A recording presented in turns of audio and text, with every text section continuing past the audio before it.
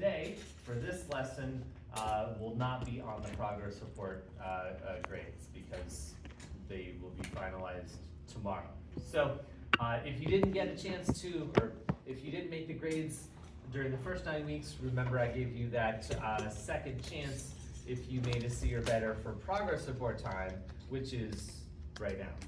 Then you could go as well. So you'll have to wait until at least Wednesday before you can see it because I haven't updated yet, and I wanted to wait until after midnight tonight because that's when the quiz closes out that's due today. So I will close those things out tomorrow and we'll see wherever we stand then. Yes, Alexa, and then Kat. Can I come by like tomorrow and apparently Yes. paid for it. Yep. In fact, paying for the trip saves your spot, and then I can get the permission slip later. Absolutely. Yes. Yes. What am I Paying gets you your spot saved. Just asking. Okay. Yes, Kat. So the quiz, that's where the scores go? Or well, this progress report? If you just hack it. The quiz D1.1 that goes on the progress report. The D1.2 quiz will not be officially due until Wednesday midnight, which is after progress report grades are due. So the stuff that we do today for this lesson will not be on the progress report. So make sure to check your pods from last class and your quiz from last class because those are the last things that do count for the progress report. The stuff from last class, the pods and the quiz, D1.1, that's the last thing that goes into the progress report calculation. Now, remember though, that if you already made the grade for the first 9 weeks, you don't have to also make the grade again for the progress report. That's only the second chance for the people who didn't make the grade initially that they could if they were able to for progress reports. So, Dan. Can we talk about my grade on break? Can we talk about your grade later? On the break. On the break. The 5. Sure. Yep. Absolutely. Yes. So if you have personal questions or specific to your grade questions, you can ask me later. All right. So let's get into gravitational field. Question is asking, which of these changes would increase the magnitude of the gravitational field intensity when object fields would near a planet? So remember, the magnitude is only just how big it is. It doesn't account for the direction because the gravitational field, just like the gravitational force, is a vector. Direction is important. In this case, the direction is not part of the question, so that's why they say magnitude of the blah, blah, blah. Okay? Here we go. So we need an equation, and what better way to find our equations by using our data booklets? Look at that. We are still in D1, and really there's not a whole lot of stuff in D1 here, but we're going to look at that second equation. Let's take a look now. Here we go. What now? Please find an election. This is a quick test of the intercom system. Well, that's good. At least it wasn't a started listening to Christmas music. It's November. Yes, but next week is Thanksgiving. Yeah. Do you know that the people that take part in the Thanksgiving Day parade, they're doing Christmas stuff for months in preparation for the parade. So they're already in the Christmas mood. Now, with that said, I'm easing myself in, okay? I'm not full blown like pentatonics and Mariah Carey and I could move late just yet, okay? I'm easing myself in with some calm, like some epic Some silent night. mixes and stuff. There's Oh yes.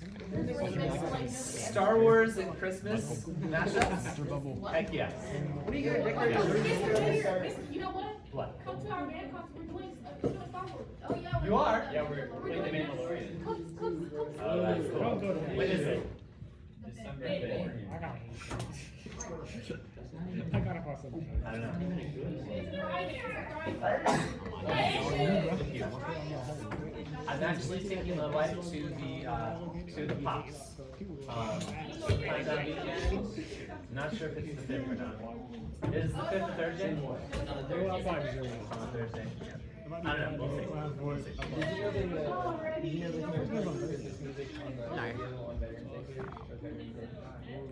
I haven't heard it. Yeah. Which station?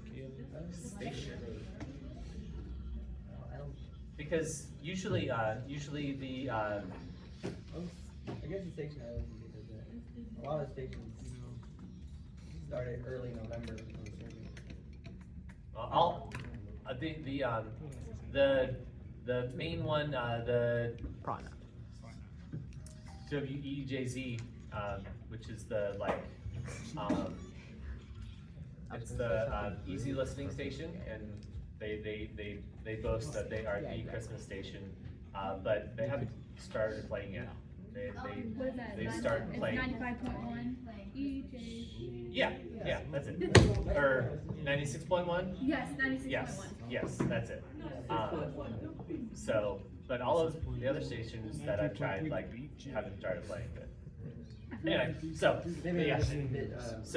I've been listening to a little Christmas music, and Come on. I'm working on my mountain here to add to my Christmas village that I set up here. It's called Lego. Do you have a color scheme for your tree? Do you know what? Like my tree in here or my tree at home?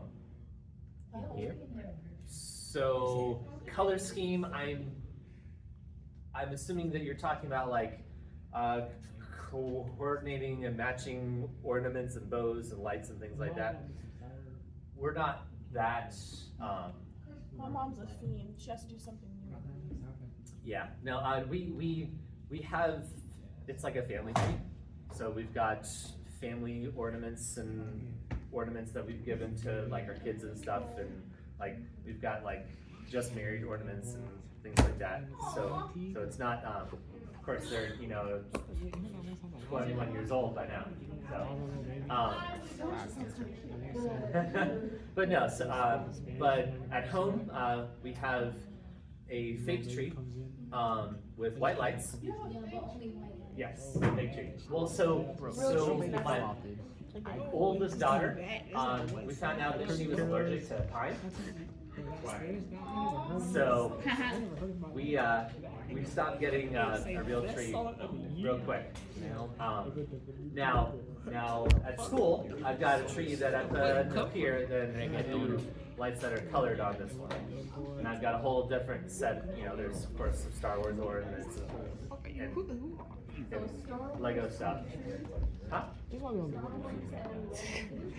Well, it's kind of all inclusive. It's not just Star Wars Lego, but that would be cool if it were.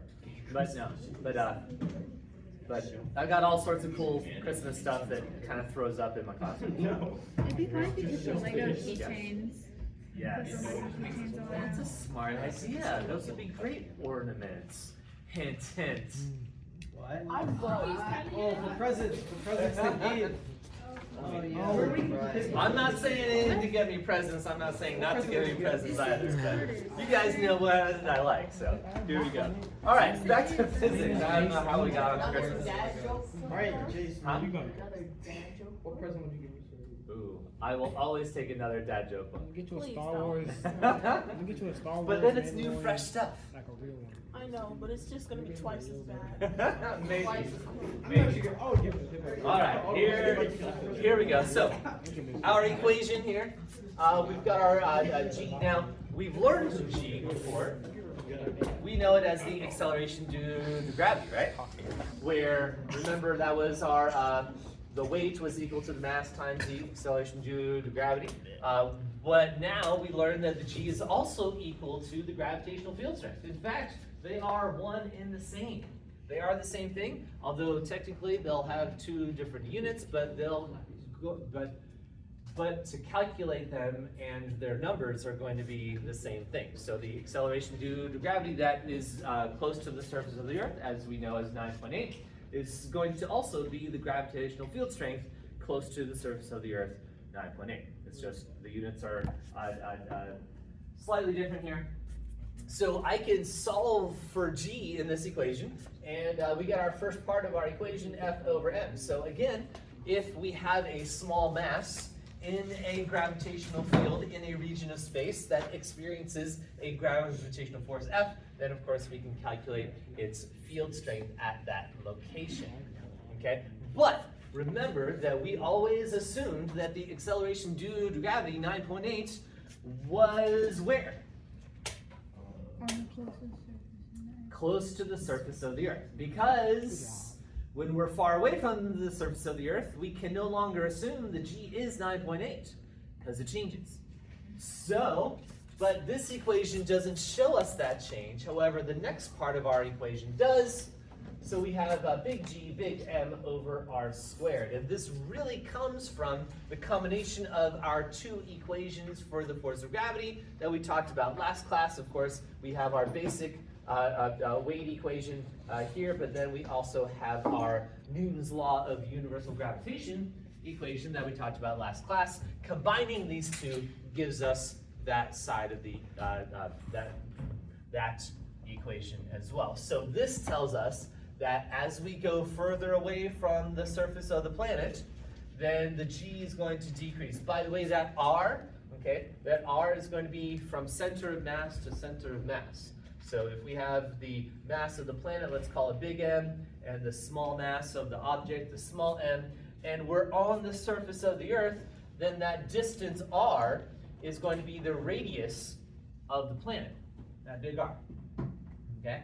If we're in orbit, like in close orbit around, you know, so then this r is going to be the distance from the center of the planet to wherever the mass is. So we may have to add together the radius of the planet and the altitude, or the height above the surface, because that total is that small r here. Okay, cool. All right, well, now we have enough information. Let's answer our question.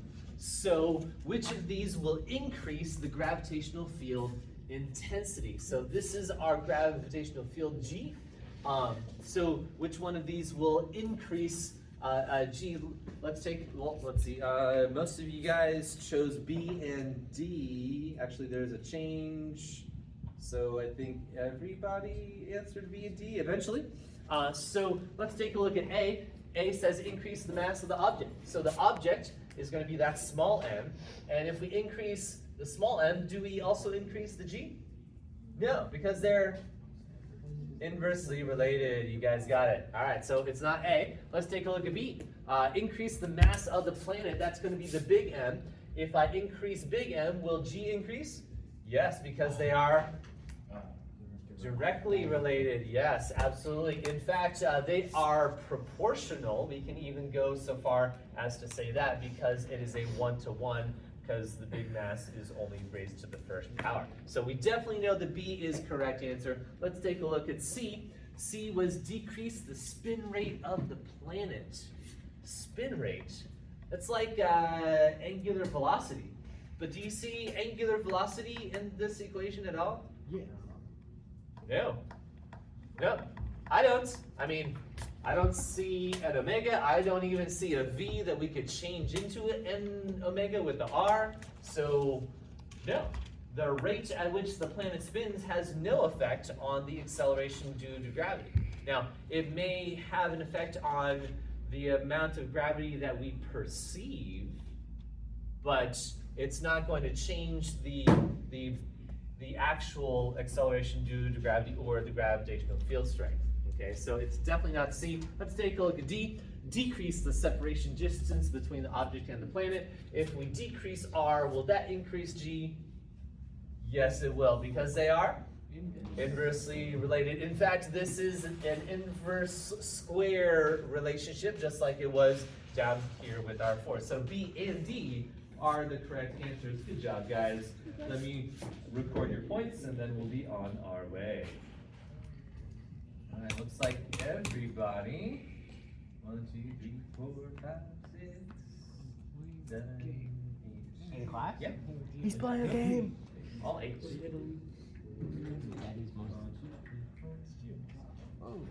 I guess there's only 7 groups. That's okay. That's right. All right. Let's step back a bit. So, what exactly is a gravitational field? Short story short. All right. So Newton, when he made his force stuff, he's like, all right, so there's masses and there's a force of attraction between them. We're going to call that gravity. I don't know where he got that name from, but he called it gravity, and then it stuck. Okay. But there was an issue years and years ago when we were watching the sky, so astronomy stuff. So we saw that there were 2 stars that were exactly identical, and that actually doesn't really happen because each star is going to be slightly different in terms of the size and the temperature, and those things are going to affect the light that comes off of it, like how intense certain wavelengths are and all of that jazz. So basically, it's impossible to have 2 stars that are identical. Well, one day, we actually found 2 stars that were identical. And we're like, boom, what's happening? Because, that can't happen, just like we can't have 2 people that are exactly the same, even twins. Their prints are going to be different, their DNA is different, all that sorts of stuff, okay? So what we saw here is we had 2 stars that were identical, exactly identical, and we're like, you know what? There's something else happening here. So what we thought was, okay, well, there must be this black hole here, okay? And this star, so these 2 stars aren't actually 2 of the same stars. It's actually just 1 star, okay? But that the light, so light is going to travel through space, but as it gets around the black hole, or as it comes close to the black hole, it turns. It's bent. It's like the light is being affected by gravity. Okay, so that when it occurs here, and we assume that light is just going to come in at a straight line. So we see 2 stars where there's actually just 1. But the problem is that light doesn't have mass. So how can light, being an electromagnetic wave, being energy, how can light be affected by the force of gravity when it doesn't have mass? So this kind of was like really, really confusing according to the Newtonian view of gravity. So then Einstein steps on the scene, and he's like, you know what? There's another side to this story, because of course Einstein was a genius, and so he proposed that masses will create a gravitational field. Okay, it's actually changing the space around the mass, as in bending the space. So imagine space is like 2-dimensional, like a sheet. Okay, and you put a ball on it, the sheet's going to dip down. Okay, it's going to make a curve. The heavier the ball, the larger the dip in space is. So if you could kind of wrap your head around it, so if space is 3-dimensional, then where is it bending into? I don't know. Okay, but it does. So light is bound to travel through space. So typically, most space is just flat, but whenever it encounters curved space, it has to follow the curvature of the space, just like masses will have to follow that curved space as well. And this could explain how light is bent by a black hole's gravitational pull, not because light has mass, but because the mass changes the space around it, creates a gravitational field, it bends the space, and as a result, the light follows that bent space as it travels through, and so we see that we've got 2 stars instead of 1. So the gravitational field and the acceleration due to gravity are one and the same. They are the same thing. It's just two different points of view. Okay. So the acceleration point of view is from Newton. The field view is from Einstein, but they're both correct, which is cool. All right, so that's your backstory behind the gravitational fields. Now, let's take a look at gravitational field lines, because we're going to learn how to draw them. there are some rules that we need to learn about, and we'll keep on rolling. All right. So gravitational field lines, although technically we can't actually see them, or rather we don't see them. I mean, I can't. I'm not sure if you can, but I cannot. Sure. You should pull the example out. I should pull, The thing out. if you want to, go for it. Uh-huh. Yeah, go for it. Jordan actually helped me out with the physics, playing around with stuff during our tours for the moon.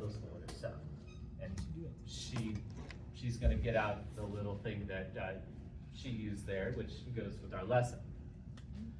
Anyway, so gravitational field lines. So let's say we have a big mass M. So we are going to draw these lines, kind of like spokes on a bicycle wheel. Okay. So it's going to kind of go out. They will be radially pointing from the mass, and we're going to try to draw them equally spaced. So there are some rules that we have to follow when drawing field lines. Okay. So one, they are going to extend outward as if coming from the center of the mass.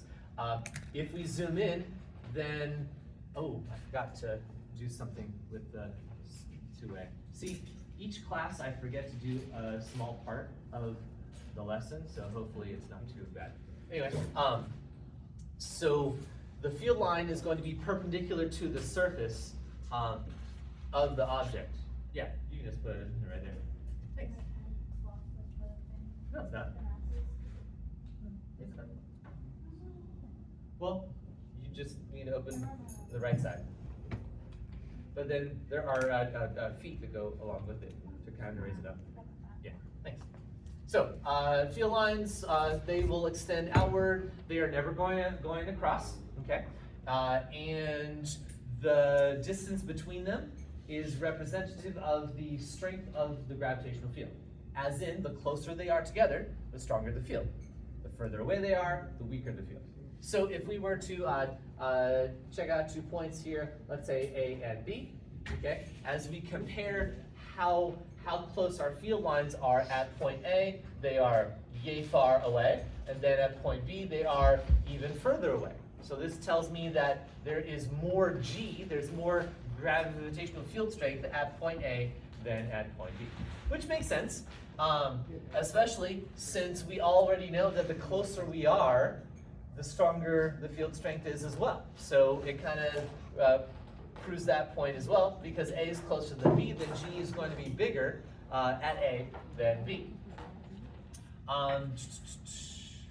If we had a mass that is twice as massive, okay, so twice as massive, I should see twice as many field lines that come out of this, okay? So if that one had 8, then this one needs 16.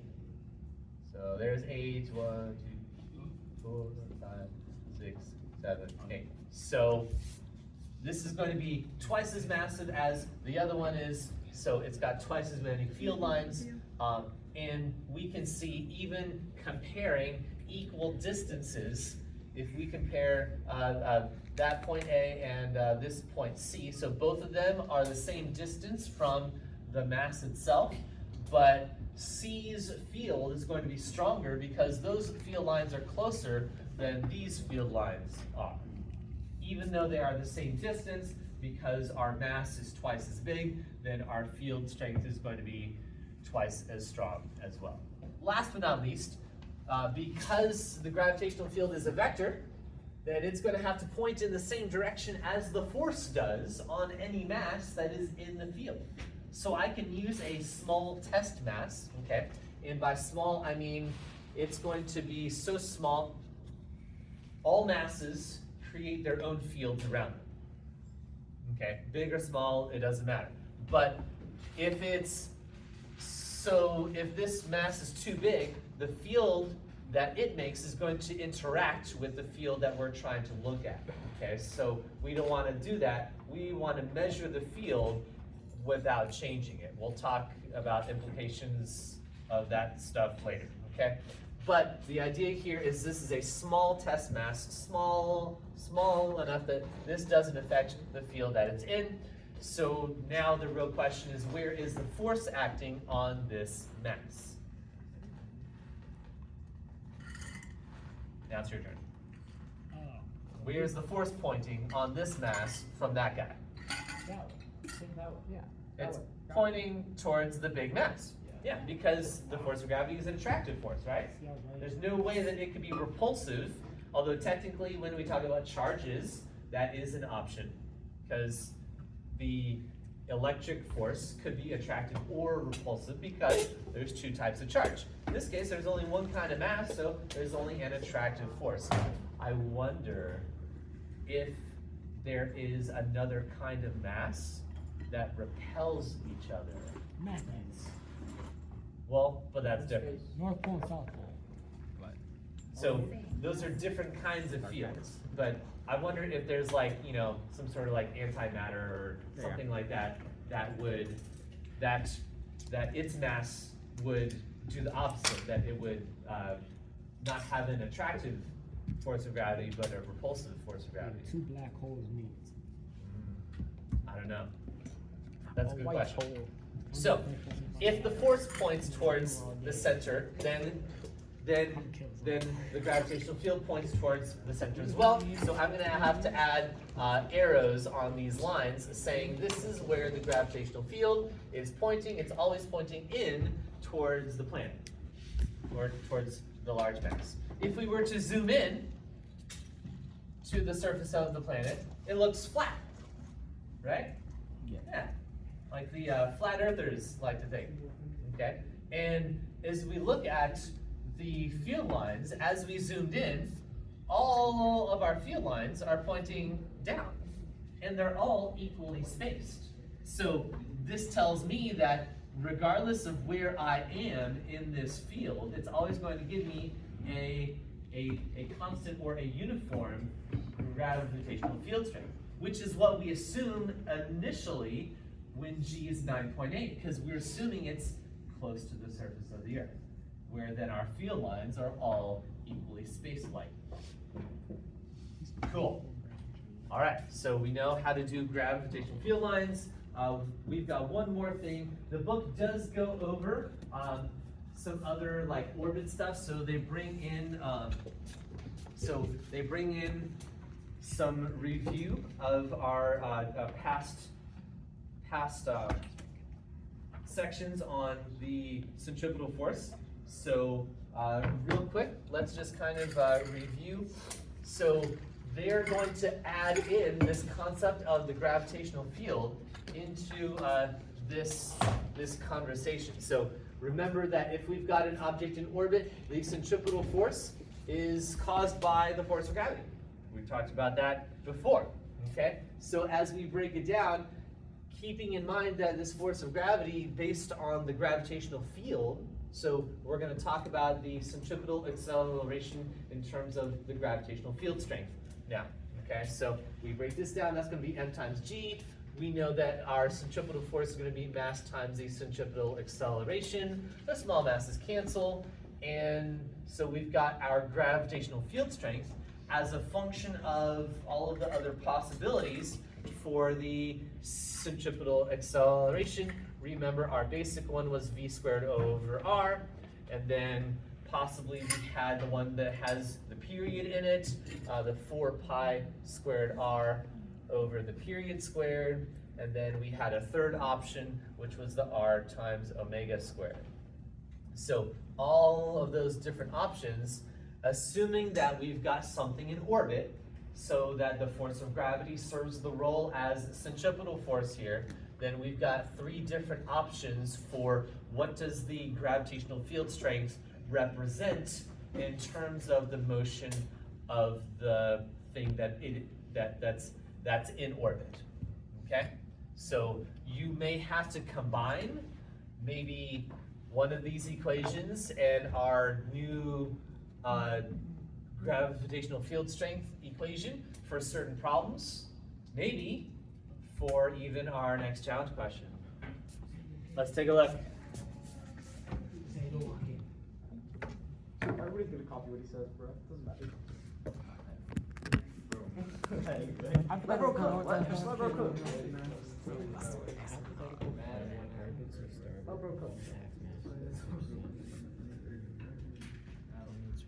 Where is it?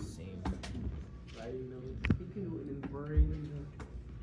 He got 1400 with PSAT. Second school.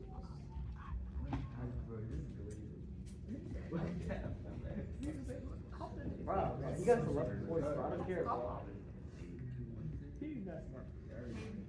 If he got you 11 points, exam, what would you say?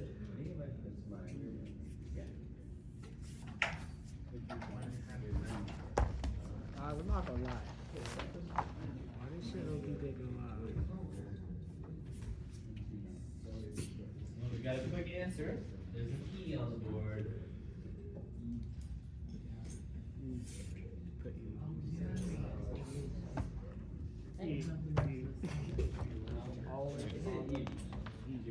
Bro, you gotta pick one of the two. But I trust it.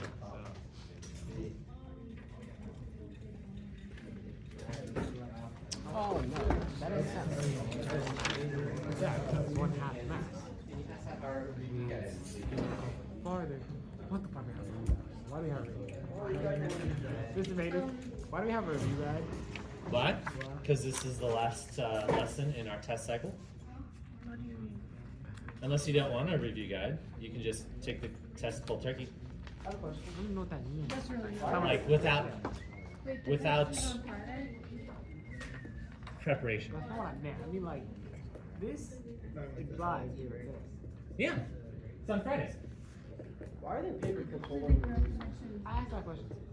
That is a great question. You are quite observant. That's to help you hang Christmas lights. What? To hang Christmas lights. Oh, I thought they were rats at first. I'm not gonna lie. I was like, Oh, no no. way, this has always been here, and I never know. what? The paper clips all on the. Oh. Yeah. So the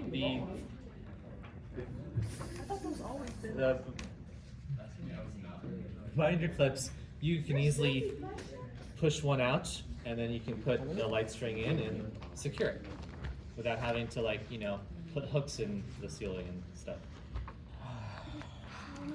I feel like we work out the lesson for like. He said D. Young Cho said D. You got to choose that. Why would I change mine? He said D. I trusted it. He's the problem. Well, there's lots of E's there. He's the one who understands. He understands that. He literally. You guys just jumping on the bandwagon, or did you actually calculate that? I did not calculate. I calculated it on my effort. You used your brain the first one. Like, low key, it ain't even hard. This is true. You were the first. Hey, I can tell you- They're all following your lead. I can tell you, it's not But A, B, are and you C. leading them in It's the either right one or direction? two. Not A, B, and C. Ah. And then I confirm it is either D or E. Cookie. I can confirm two is in the answer. I can confirm 1 over 2 squared is not the answer. Bro, nobody's picked D, bro. You mean Glorious King Day? What you say about Glorious King Day? Bro was like Glorious LeBron. Was like LeBron in the 2016 cap. Bro put up 11. Would you like 11 to points. sit It's in unheard of. my nice chair? Glorious King Day. Go ahead. No way. Oh, it's No no way. way. That's an open No way. invitation. If you want to sit there on No way. a regular basis, you may do so. You don't have to stay there. You can kind of scooch it over so you can have a better view of the board. That's pretty cool. Am I in your recording? No. If I'm up, then you can sit in my chair. Just not that one. I was like, I'm asking this. All right. Well, I guess you guys are all set with your minds here. I'm gonna call it down 3, 2, 1, done. All right. Let's see if you guys are ready. Here we go. So, a hypothetical planet orbits a star with a mass 1/2 the mass of our sun. Okay. So we've got a new planet, but it's orbiting its own star. Okay. So we've got planet X going around the, let's call this the big mass of X. Okay, so it's not X the planet, but this is the star that the planet X is going around. Okay, comparing that to the Earth going around the mass of the Earth's sun. Okay, not drawn to scale, obviously.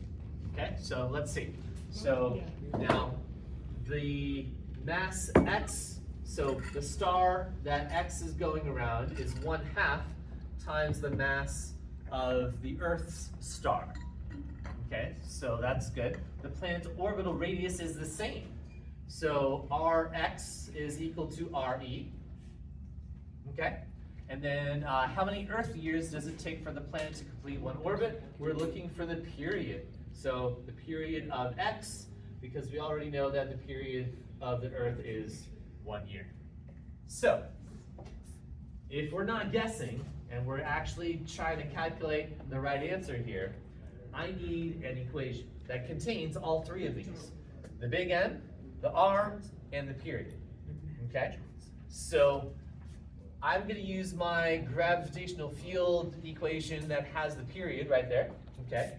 So G is equal to 4 pi squared R over the period squared. But this doesn't have big M in it. But oh look, here's the big M. So both of these equations are equal to the gravitational field. Let's set them equal to each other. Yeah. So G big M over R squared.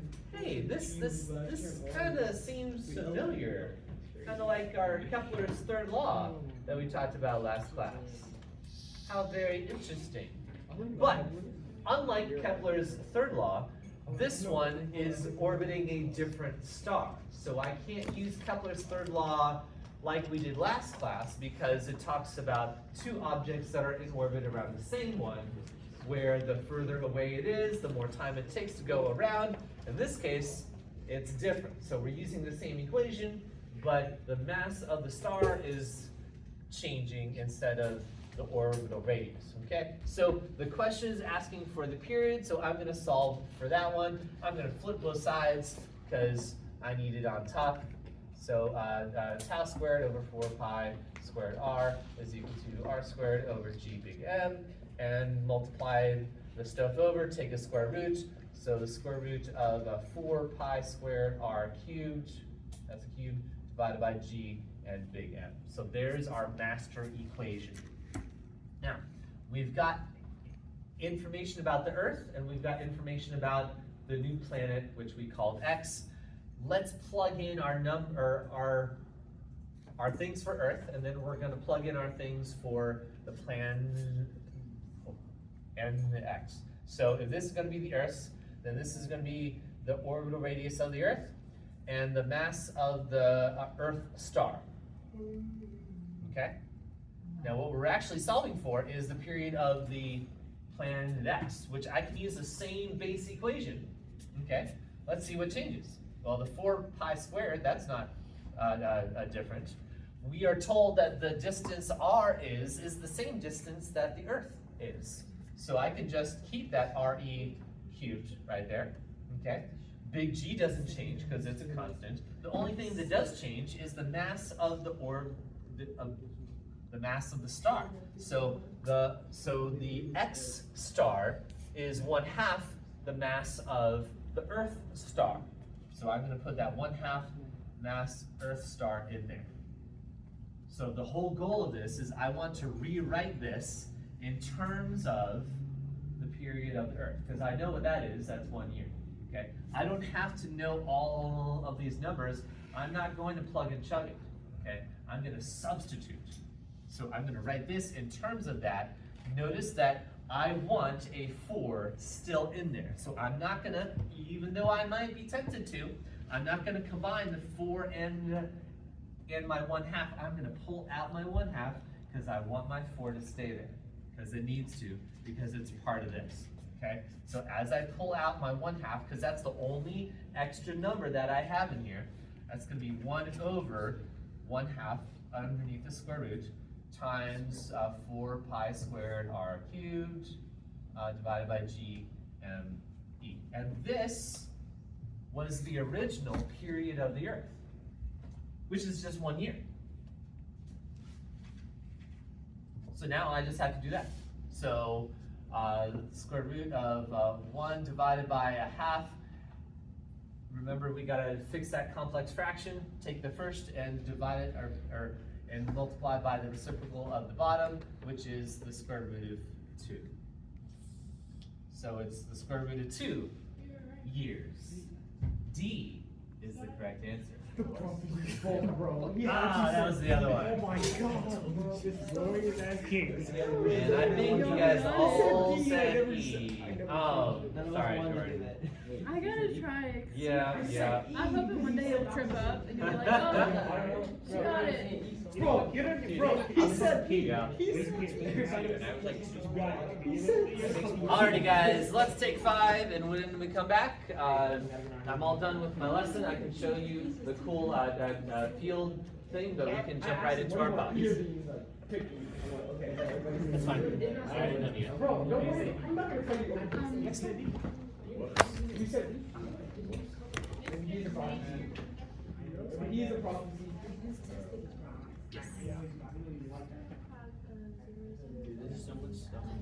Next time, I'm not telling Jerry whatever they think. You I choose. do. You choose. Whatever you say goes.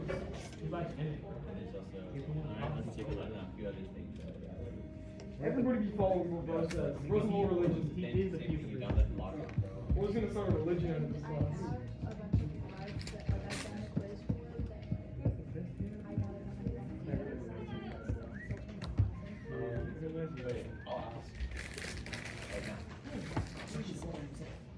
Let me do one thing at a time, hon. Well, it's not done yet, but. So, it's actually a mountain with a couple of tunnels. I'm guessing this is a tunnel. So this will be like a people tunnel, and this is a train tunnel, because I've got a train. You have a train. Does it move or is it just gonna Is it one that? Oh, it moves. Is it one that you made yourself or is that one Lego one? From the Lego store. It's the Lego one, but it's the Christmas train that came out like 10 years ago. Yeah. Ah. Which one do you want? That'll go. Ah. Pro includes everybody.